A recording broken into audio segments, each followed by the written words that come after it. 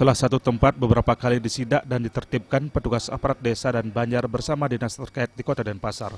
Tempat itu akhirnya disegel dan ditutup. Tempat inilah dijadikan sebagai bisnis ese-ese yang kerap meresahkan warga Banjar Kertapura, Desa Kesiman, Kertelangu. Perbekal Desa Kesiman, Kertelangu, Ida Bagus Ima Putra menuturkan, selain terus melakukan penertiban penduduk, pihaknya menerima laporan dari warga yang sangat resah dengan bangunan-bangunan liar yang setiap malam sangat ramai.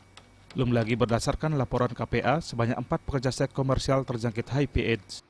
Mungkin dampak daripada penutupan doli ke sini penuhnya ramenya ya. Nah dengan itu Banjar juga terus keberatan.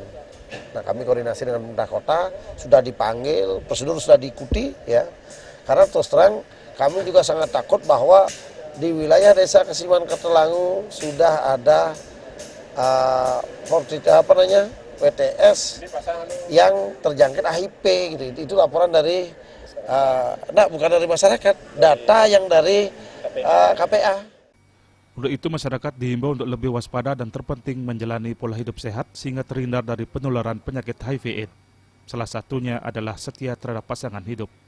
Para Widya dan Indrawan, Bali TV.